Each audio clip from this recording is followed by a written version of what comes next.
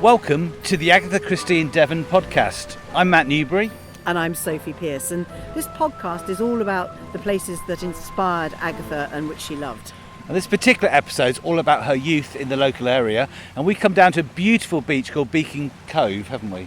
We have, and this is somewhere that played such a part in Agatha's young life, and in fact we've just walked past some wonderful old black and white photos which the council have framed and put on the wall as you walk down to the cove, showing really what it looked like back at the turn of the century when she would have been here. So that's right. So Agatha Christie grew up in a time of quite a bit of social change. So it's coming to the end of the Victorian era, and back when she was very young, they used to have segregated beaches. So we're now on what would have been the ladies' bathing place, and if we look over to our left in the distance, you can almost see where the gentlemen's bathing place would be, and obviously they never met in the middle. But yeah, this was actually the beach where she learnt to swim as well. So she came down here as a young girl, and they used to have a raft off in front of the beach. And what you do back then is you'd have these bathing machines, which were huts on wheels. She described them as gaily painted striped affairs, and you would get into one of those and you wouldn't be quite sure when you're going to be lowered down to the sea, so you'd be holding on to the side of them, and then suddenly you start rocking down the pebbles, falling from side to side. She described it a bit like going in a jeep in the desert that she experienced in later life. So you'd be banging against the sides, and if you're lucky you'd be lowered down to the right level in the water, and you could just step off and swim out in your alpaca dresses that were pretty much covering the whole of your body. And yes, it is a really rocky beach. I mean, the sea is beautifully clear turquoise because it's rocky and not sandy. But yeah, I guess that made it a pretty uncomfortable ride in those bathing machines. So what she used to like doing is swimming out to the platform, and she'd come down here with some of the women from her family, and she was very bad. So once she got to the bathing platform, she would lie on it for hours, and the parents would be, her mother would be shouting at her to come back in, but she stayed out there way too long and then would get told off when she came back, and then she would sit there shivering a bit, eating a bun. There's actually a really lovely quote in her autobiography about the whole bathing machine experience, and this is how she describes what happened when you'd finished your swim and you needed to go back up to the beach. She says, "Once you left the water, you got into your bathing machine, you were drawn up with the same suddenness with which you'd been let down, and finally emerged blue in the face, shivering all over, with hands and feet dyed away to a state of numbness. This, I may say, never did me any harm, and I was warm as toast again in about 3/4 of an hour. I then sat on the beach and ate a bun while I listened to exhortations on my bad conduct in not having come out sooner." So that's lovely, isn't it? So Agatha used to come down here with her sister Madge and her nephew Jack, and actually she came very close to drowning one time. So what she would do is, Jack was young enough not to be a problem being a boy on the beach, and she would swim out, and he couldn't swim himself, so he would hold onto her back and she'd swim out to the diving platform. And one time she was going over there and she said there's a weird swell and chop, and as she was swimming she just started going underwater, and she was trying to fight Jack off her back, and she got rescued by the lifeguard, who back in those days, he dragged her in, and they used to punch you in the chest back then. There was no mouth-to-mouth resuscitation or CPR, so she remembers being punched in the chest and then coming around, and she just felt a sense of indignation, because she'd always been told at the end of your life when you're about to die that you'd hear heavenly music and your life would flash before you, but actually nothing happened. You just saw darkness. So it just shows she's had a slight dark side to her even as a young girl. Absolutely, absolutely. And actually just above the beach is the Royal Torbay Yacht Club, which is where we're going to go next.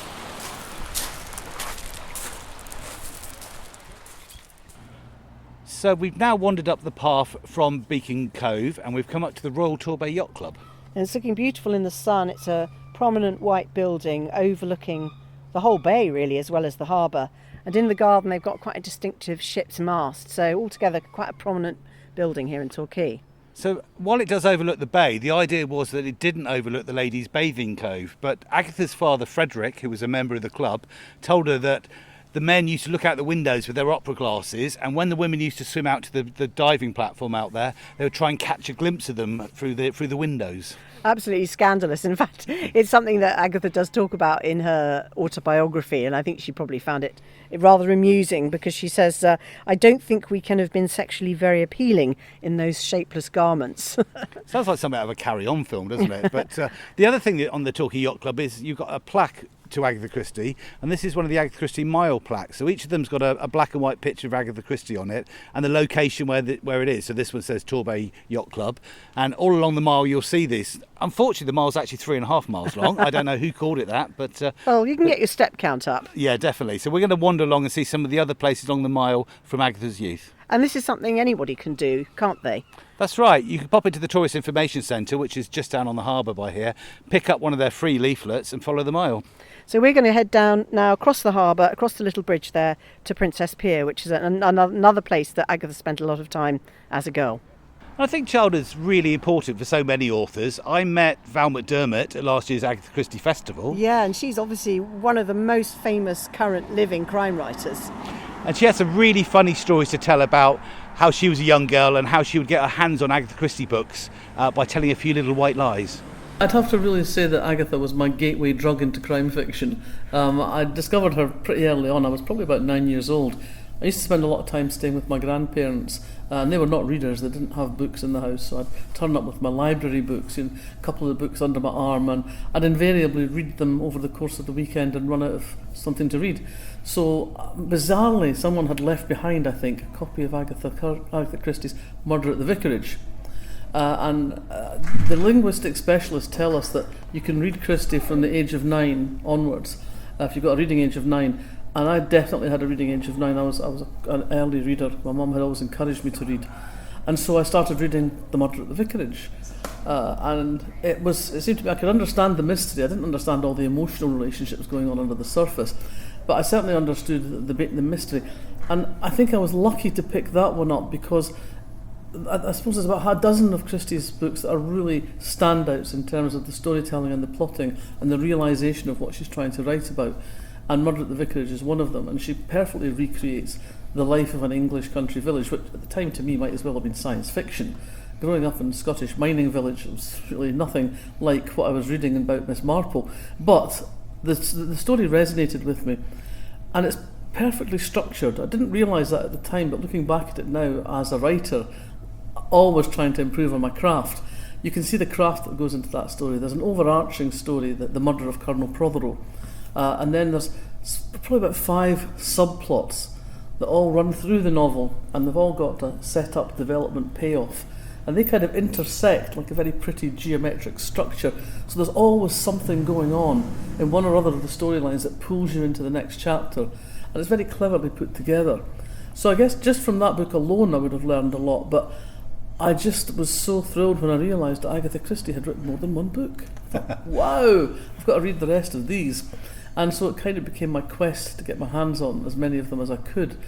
And that, I'm afraid, led me to a life of crime. Because the Agatha Christie books were, of course, in the adult library. And in those days, it wasn't open source for everybody to get their hands on anything they wanted. And Kirkcaldy, the adult library, was behind a wall. And frankly, I think you'd have been more chance getting over the Berlin Wall than getting into the adult library if you were under 14. So I did a bad thing. I stole my mum's library tickets. And I went off to the library and I did my most pitiful wee face. I said, I have to get a book for my mum.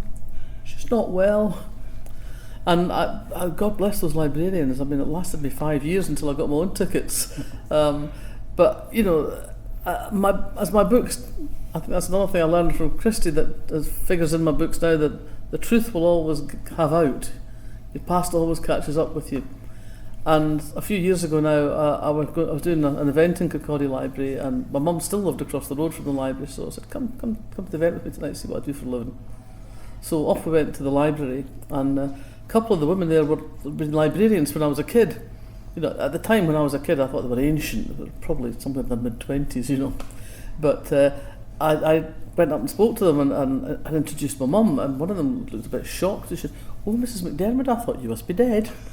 And my mother looked a bit stunned at this. "Why would I be dead?" she said.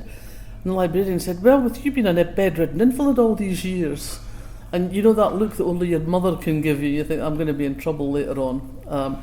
But fortunately I survived that, and as I say, the librarians were very good to me, and they opened the door to a life of crime.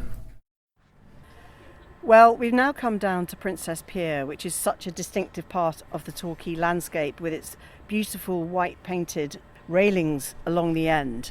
This is a place Agatha spent a lot of time. So yes, we've just met up with Graham Kerr from English Riviera Walking Tours. So Graham, why is this pier so important in Agatha Christie's life story? Well, this is where Agatha would come roller skating with her friends. She was one of the annoying teenagers who would disturb the peace of the very wealthy Edwardians who were sitting on these seats. As you can see, it could hold around about 1,000 people on these seats, and they were sitting here, just coming here for a nice quiet afternoon. And Agatha and her friends would be roller skating up and down here, creating all this noise. There's a very famous photograph of Agatha with her friends on this pier. I always hope when I'm talking to my guests at this point that a young girl might just come past on her roller skates whilst I'm doing it. Has that ever happened? It's happened once or twice. Lovely. Yeah, that's nice. But this is where she honed her writing skills as well. Okay, so she always carried a notebook and a pen. Even as a young girl? As a young girl.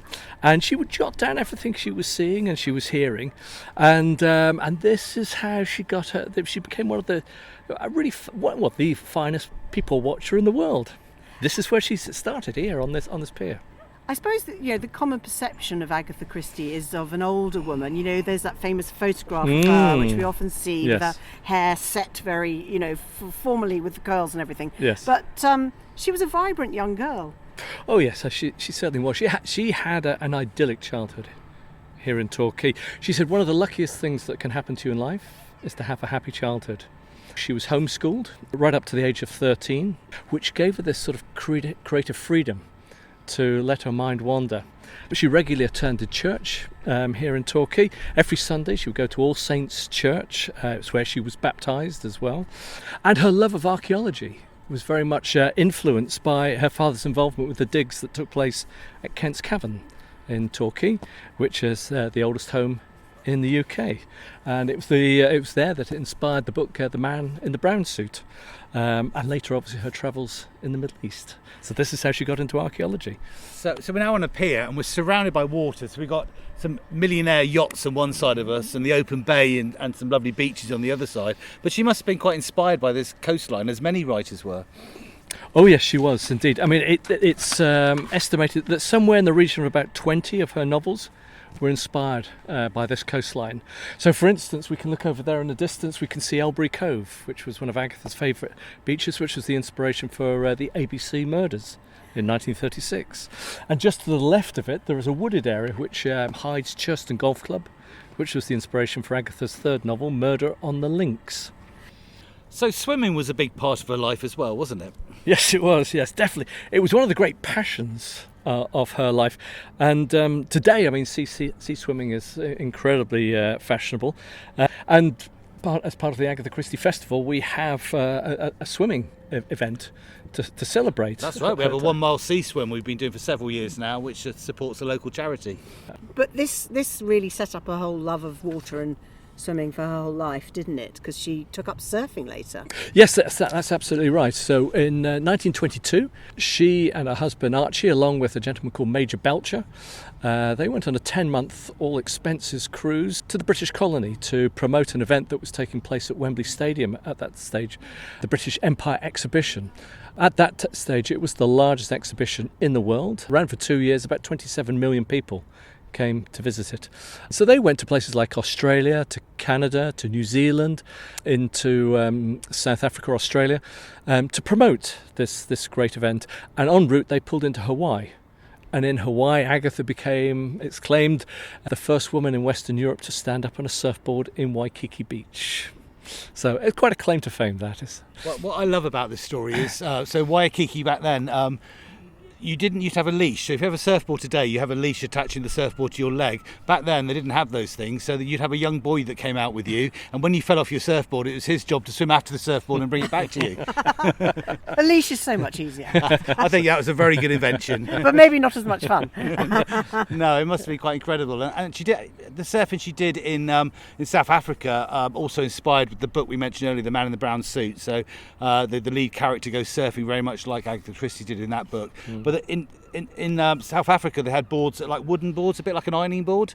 So you would lie down on them. You couldn't stand up on those. Well, it was Waikiki where she actually first stood up. And have you heard, by the way, that David Suchet has been commissioned by Channel 4 to visit these 5 places that she went on this great journey. Amazing. To Australia, Canada, South Africa, New Zealand. What a job if you can get it. Why didn't we get that one, Graham? We go to Brixham, Paignton and Torquay, don't we?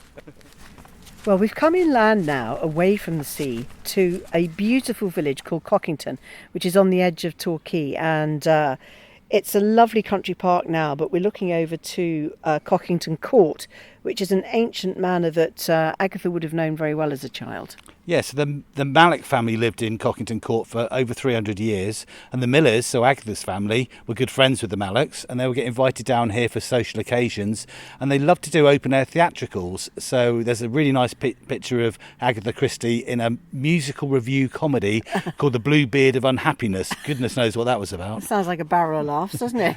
It does, but it's amazing that somebody that went on to have the world's longest running play and to have the only female playwright to have 3 simultaneous plays running in London's West End started her theatrical career right here in Cockington. And she would ride out here, wouldn't she, as a young girl? That's right. So very close to Ashfield, where she grew up, there was a riding stables where they could borrow horses. So Agatha would go and borrow a horse and come riding down here. And this was a playground to her, and it's still a playground. We've got some young kids playing in front of us today. There's a cricket pitch. The whole thing looks like something straight out of an Agatha Christie novel, doesn't it? It does. I mean, in a minute we're going to walk down into the main part of the village, which is even more sort of archetypal English crime, kind of village crime scene that you could imagine. But now it's time for our regular feature, which is What Christie Means to Me in 3. And this time we're talking to Victoria Dowd. Now, she's the author of The Smart Woman's Mysteries and also head of the London Crime Writers Association. Agatha Christie has been a huge influence in my life, inspiring both of my careers. When I first saw witness for the prosecution as a child, I was utterly blown away by the clever cut and thrust of the courtroom. From that moment, I just had to be one of those magnificent barristers, which I did, in fact, go on to be for many years. She was also the writer who made a reader of me from a very young age. Agatha Christie was the first author I came across where I became obsessed with her books. I distinctly remember the day when I first found one of her books. It was a rainy day in Yorkshire. I was a bored little 8-year-old. There were no iPads or mobile phones. So I turned to an old bookcase and I found a dusty old copy of an Agatha Christie novel. And this one was Murder on the Orient Express. Well, the moment I began reading that, I was completely transported to another world. I didn't know you could sleep on a train and cross Europe. There was a Russian princess, a count, an American actress, and of course a funny little man with a moustache who was the cleverest person I'd ever come across. There was also a plot where I gasped out loud when I read that denouement. Of course, it was Agatha Christie, the author, who was really the cleverest person of all. And my mother took me off to the library, which she did a lot, and I asked if this lady, Agatha Christie, had perhaps written any more books. Well, of course, there was shelves of riches. I read one after another, and it was that moment where you just can't stop reading, and it becomes a passion. My lifelong love of books was all down to the writing of this incredibly clever author, Agatha Christie. And she didn't just make me a reader either. She inspired in me the longing to be a writer of murder mysteries. I developed an obsession with the genre, the intricate plots, the sheer ingenuity of these groundbreaking stories.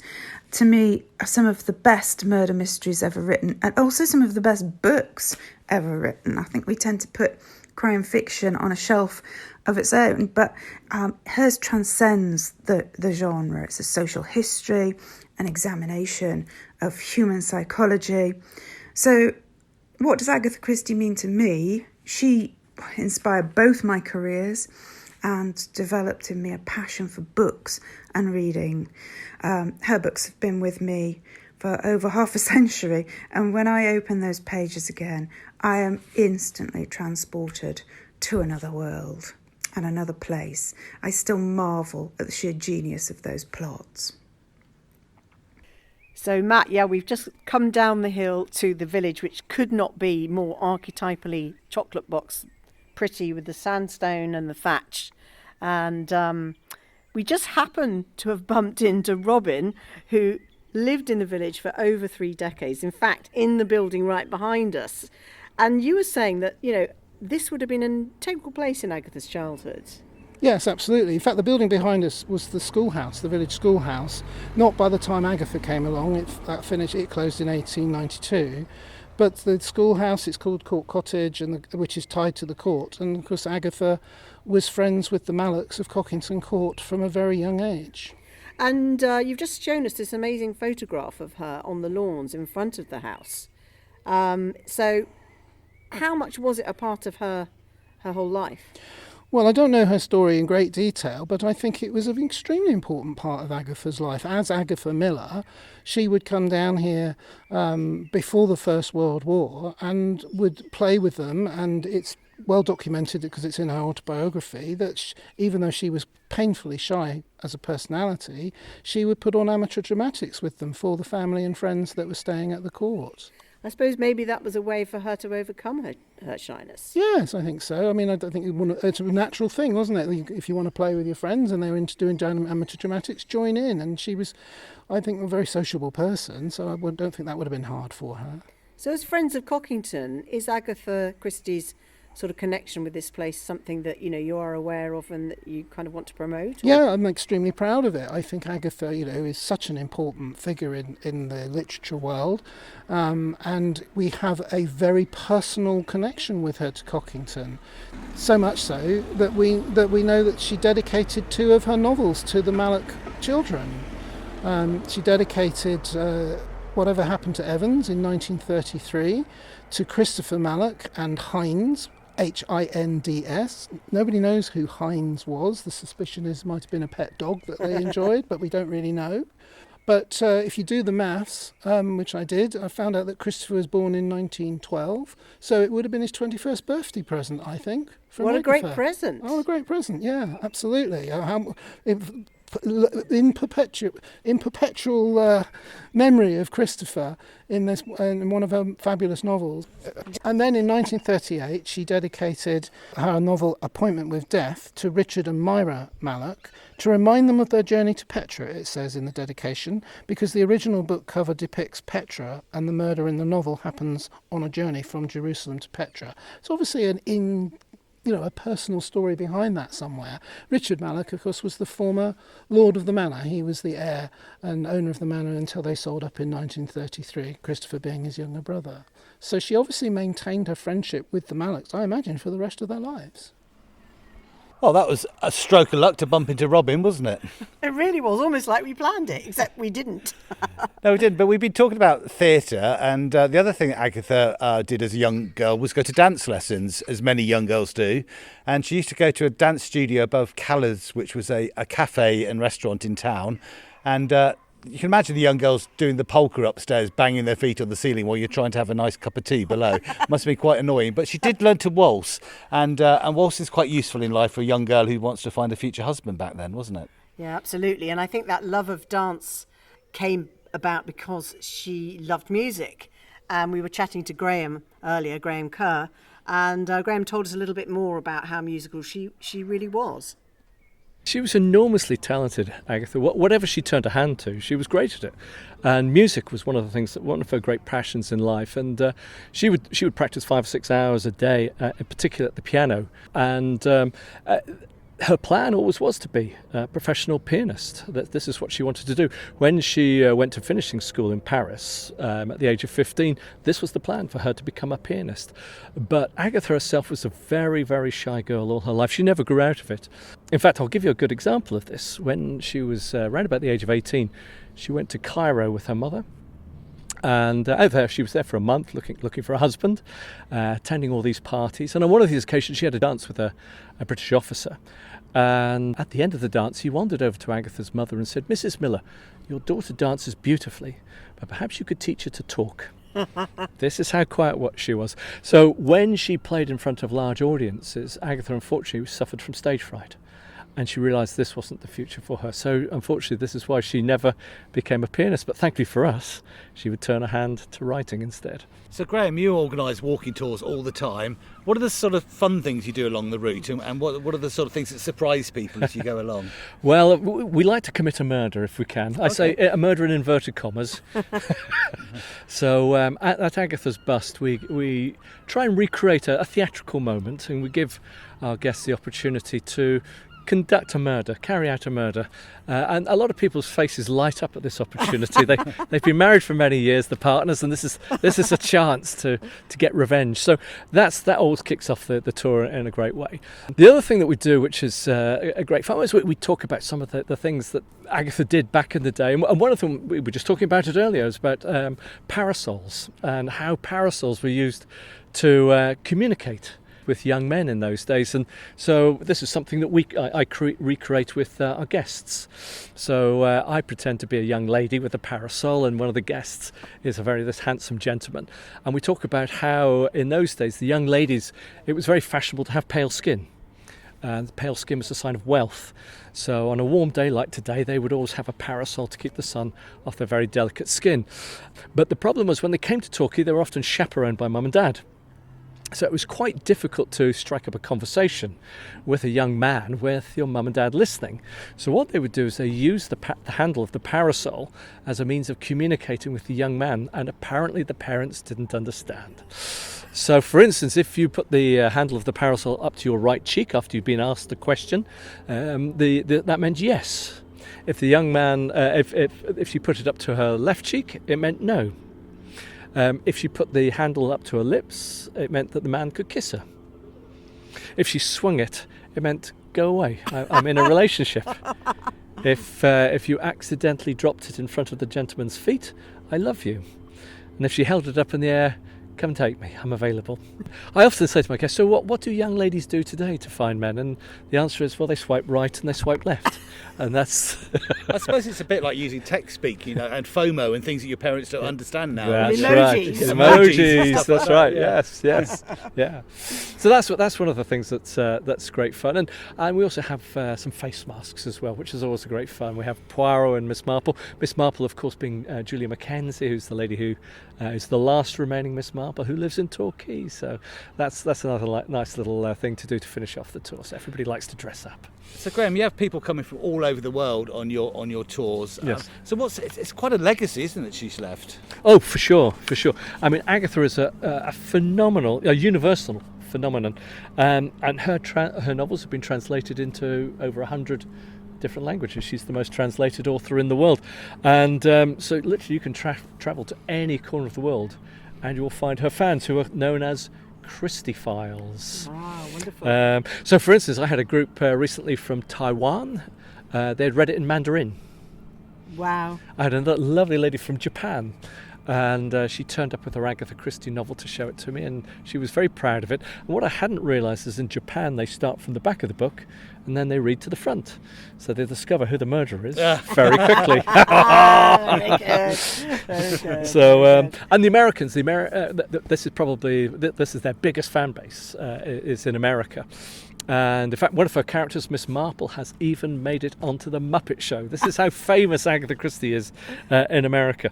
But I have guests from literally every corner of the world. I've just taken out some people from Finland, Russia, Ukraine, from Australia, Canada, South Africa, literally all over the world.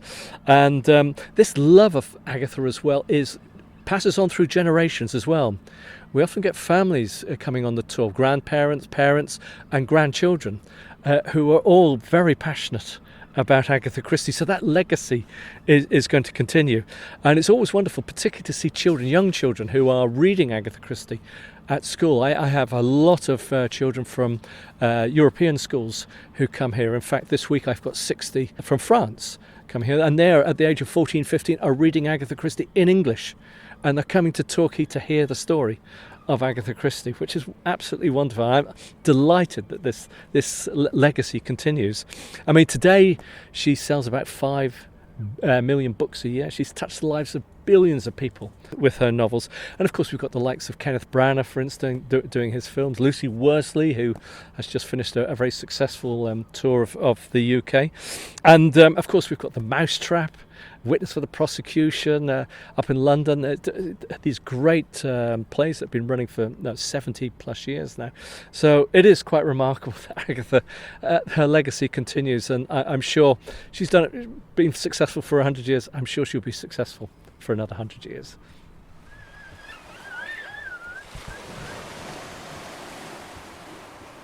So we've now come to Meadfoot Beach, which is probably the most elegant in Torquay. It's got a beautiful curve to it with islands out to sea, including Shag Rock, which is the nearest, and then you've got this wonderful view across the bay to Berry Head, and this was one of Agatha's favourite beaches, and I gather it was one of the first to allow mixed bathing as well. Yeah, there was 3 beaches to start with, Tor Abbey, Corbin's Head and here, but Agatha preferred to come here because she thought it was a bit more trendy and a bit more desirable, so the others were a bit busy for her, I think. So yes. She used to come down here pretty much every day of the summer when she was young with her sister Madge and her nephew Jack, and they'd come swimming down here. And there's the whole theory that, Miss Marple came to the village of St Mary Mead, and you got nearby Meadfoot from here, so we're at Meadfoot, and you got nearby St Mary Church, and if you push the 2 names together, you get St Mary Mead. Well, it makes a lot of sense, doesn't it? It does make a lot of sense. And yeah, looking out, I mentioned Shag Rock, and that was something that Agatha has talked about as well.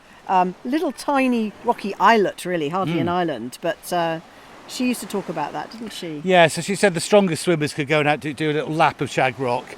Obviously, it's a lot. We've got the tide in at the moment. It's a lot further. When the tide's out, it's a lot more achievable. And you've got the Osborne Hotel, which looks over here as well. And she had friends who lived in the Osborne Hotel. And there's a little tunnel that used to come down from the Osborne Hotel that ladies could walk out through the tunnel straight into the sea. It's a bit like a particularly posh bathing machine.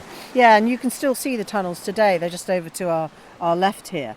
But yeah, I think the sea was something that was always very special to her, wasn't it? Yeah, so she wrote, we talk about her main autobiography, but she also wrote a memoir called Come Tell Me How You Live, which is all about her time in the desert and her archaeology times. And there's a brilliant quote from there, isn't there? There is, and in it she says, really, I suppose, thinking of home when she's in the desert, she says, I begin to think of Devon, of red rocks and blue sea. It is lovely to be going home. My daughter, the dog, bowls of Devonshire cream, apples, bathing. I draw a sigh of ecstasy. And I think now's the perfect time for us to go for a swim ourselves. I'll race you to Shag Rock. You're on.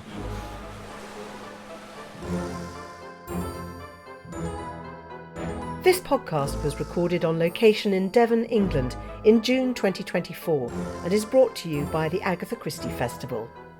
It was funded by Torbay's Local Heritage Grant Scheme. This is a collaboration between Torbay Council, Torbay Culture and the English Riviera UNESCO Global Geopark, with investment from the National Lottery Heritage Fund.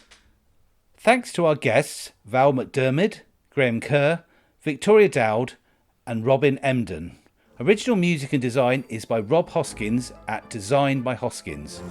Why not join us at the Agatha Christie Festival every September on the English Riviera? Visit www.agathachristiefestival.com.